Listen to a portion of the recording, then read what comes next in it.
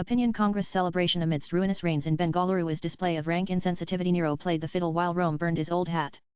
The new aphorism capturing insensitivity of the highest order could be how Congress was celebrating its 2 years even as Bengaluru was drowning. India's man-made disasters are more often than not caused by colossal municipal failures.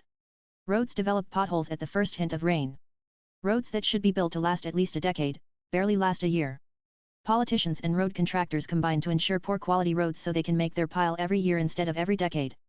The sidewalks in the US could shame some of our roads connecting thoroughfares in most of the Indian cities. While heavy rains left large parts of Bengaluru waterlogged and claimed 3 lives over the past 60 hours, the Congress government in Karnataka went ahead with its second anniversary celebrations in Hosapete with Congress President Mallikarjun Kharge and its Crown Prince Rahul Gandhi joining the festivities apart from the Chief Minister, Deputy Chief Minister and other local party bigwigs.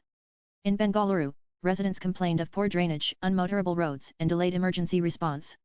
The litany of woes is predictably the same every year across India with municipalities loath to bestir themselves. The opposition BJP obviously has jumped into the fray and torn the Congress apart.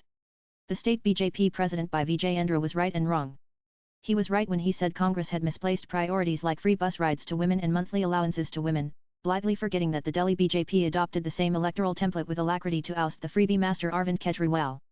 He was also wrong when he said Bengaluru people are amongst the highest taxpayers but in return were fobbed off with a pittance. He is repeating the same mistake which the redoubtable Narayana Murthy, the founder of Infosys, committed more than a decade ago.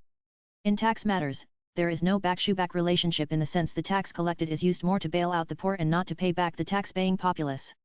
He was right when he said tunnels and towers should not be the priority. By the way, tunnels are the first to be flooded but then underpasses with an elaborate network of drainage outlets are necessary to ease traffic and facilitate its smooth flow. Clogged drainage is invariably the root cause of water gushing into the streets and roads. Municipalities in India are reactive instead of being proactive. Drainages should be declogged before the rains. Of course, major blame should be laid at the doors of the city planners who have no qualms in allowing construction at sites which were hitherto dry ponds and lakes.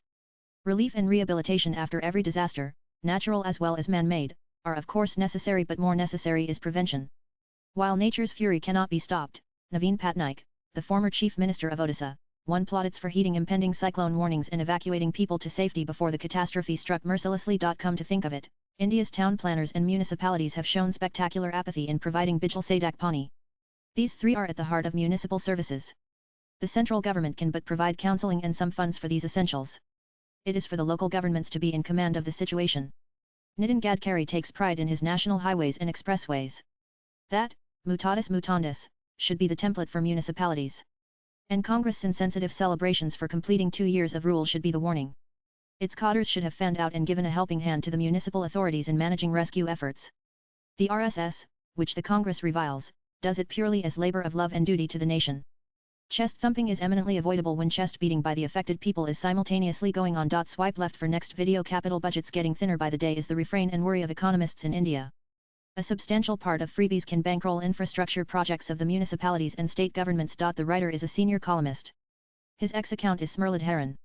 Views expressed in the above piece are personal and solely those of the author. They do not necessarily reflect NEWS18's views. Latest blogs.